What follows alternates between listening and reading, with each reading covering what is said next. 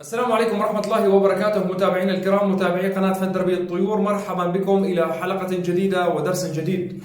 ولكن قبل ما بلش الحلقة بنوجه رسالة لكل متابع لقناة فن تربية الطيور. أخانا وصديقنا الأستاذ مصطفى أبو حمودي كان الله بعونه، ما في نقول أكثر من هيك، كان الله في عونه. وبتمنى الكل وأي إنسان عنده القدرة أنه يساعد لا يقصر بحق هذا الشخص. قدم لنا الكثير من معلومات حول تربية هذه الطائر، وساعد الكثير في الإنتاج، وساعد الكثير في تقديم معلومات ما انطرحت وما حدا قدمها غير هالإنسان هذا. فردا للجميل بدنا الكل نساعده. مثل ما انتم شايفين بالفيديو مقتطفات صغيرة حطيت لكم الفيديو تبعه. والله شيء كان الله بعونك يا أخي مصطفى، كان الله في عونك حقيقة. فبتمنى الكل ما حدا يقصر معه، واي انسان عنده الاستطاعه الماديه رابط رح احط لك تحت بالوصف حساب البنك تبعه وطريقه التعامل معه وطريقه التواصل معه بشكل مباشر. فهذا اقل شيء بحسن اقدم لك يا اخي مصطفى. وبتمنى بهذا الرمضان ونهايه هذا رمضان الكريم ان تزال الكرب عن جميع المسلمين، وعن بلدي الحبيب سوريا، وعن بلدي الثاني فلسطين. على بركة الله نبلش معكم الحلقة، وبالبداية نحكي عن الطيور التي لا تنتج على الإطلاق، وعن الذكور التي لا تغرد على الإطلاق، كيف نحن نشتغل معه وكيف نحن نتعامل معه. بتمنى منكم اللايك والشير والاشتراك في هذه القناة ليصلك كل ما هو جديد حول تربية الطيور. طبعا أخوتي الأعزاء، عندما تكون لدي طيور هجينة أو مهجنة ولدي طفرات، الطبيعي وحده غير كافي للإنتاج. يعني أنا في عندي اليوم طيور الشكل من الجلوستر أو من طيور اللارجيت أو من طيور اللانكشاير أو اليوركشاير، وأخص بالذكر كل طائر صاحب بنية عضلية كبيرة وجسم وريش كثيف. فأنا محتاج إلى فيتامينات ومكملات غذائية من أجل الإنتاج. ونستخدم في هذا الموضوع برنامج 21 يوم من أجل الإنتاج من هذه الطيور. ولكن يجب عليك يا صديقي أن تعرف أن طيورك انتهت من مرحلة الغيار، وانتهت أيضا من مرحلة غيار الريش بشكل كامل. فإذا كانت طيورك في مرحلة الغيار أو في مرحلة الراحة لا تستطيع تقديم أي كورس ولا تستطيع تقديم أي علاج لهذه الطيور من أجل الإنتاج.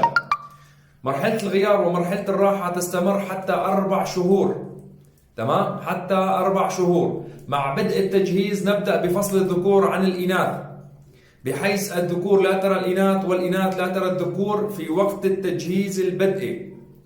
إلى وصولي إلى الجهوزية أبدأ بسحب القاطع، بحيث الذكور ترى الإناث والإناث ترى الذكور. وبهالطريقة هي راح يصير في عندي توالف أثناء التجهيز في المرحلة الثانية.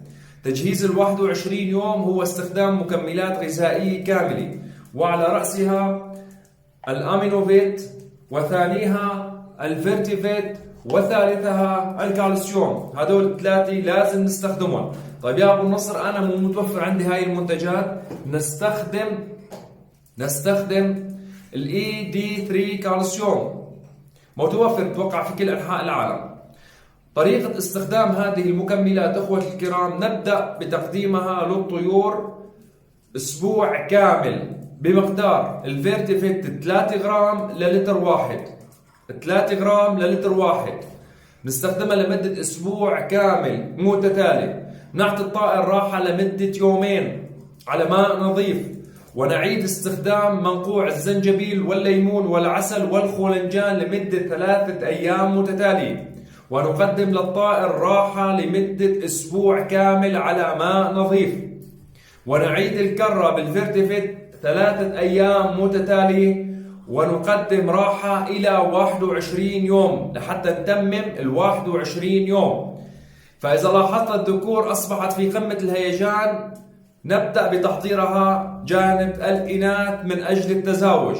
ننتقل إلى الإناث لتكوين عنقود البيض بشكل صحيح. عند الإناث يجب أن نستخدم لها فيتامين إي سيريليوم، لأنه هو المكون المساعد في تكوين البيضة، والكالسيوم، والأمينوفيت هو الأحماض الأمينية.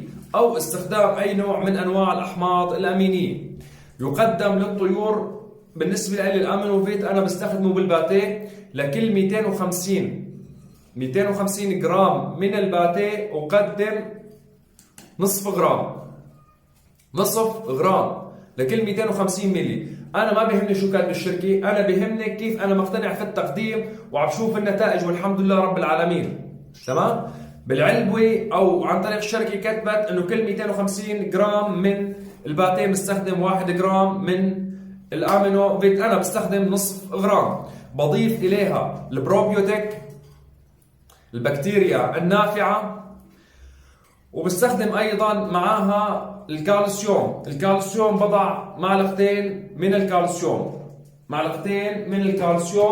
بمقدار 5 جرام لل 250 جرام من الباتيه، لحتى اضمن ما يصير في عندي صلابه في البيض وخروج الفرخ بشكل سليم. هل هذا الكلام ينطبق على جميع انواع الطيور التي لا تنتج؟ نعم، ينطبق على جميع انواع الطيور التي لا تنتج، إناث وذكور. وأيضا بستخدم إلى جانب هذه المواد مكملات طبيعية، وعلى رأسها منقوع الخرنوب والزنجبيل والليمون والعسل. والإضافة إلى ذلك مع إضافة هذه المواد بستخدم منقوع الحلبة.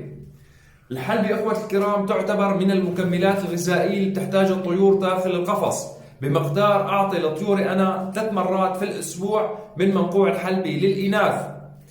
في مرحلة التجهيز ومرحلة تكوين البيض أتوقف عن تقديم خل التفاح والليمون، والسبب لهذا الأمر للإناث حصريا.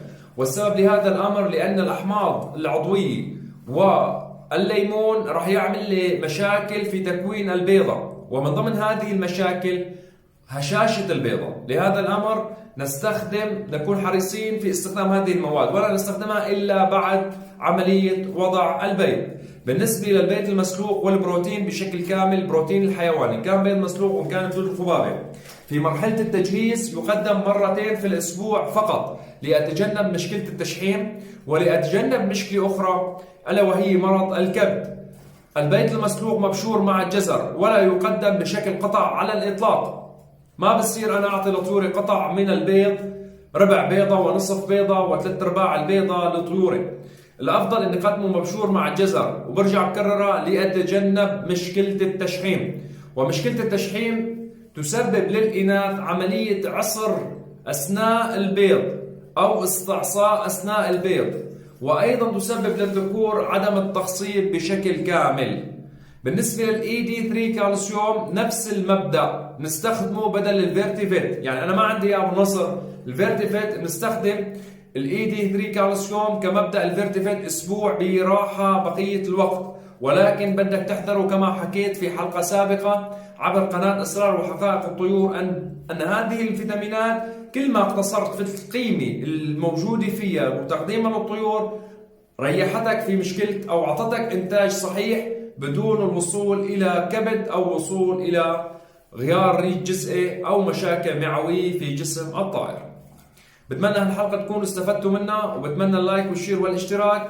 برجع بكررها بالنسبة للخضروات، جميع أنواع الخضروات تقدم للطيور قطع صغيرة مع بدء التجهيز. وإلى هذا القدر نكتفي، والسلام عليكم ورحمة الله وبركاته.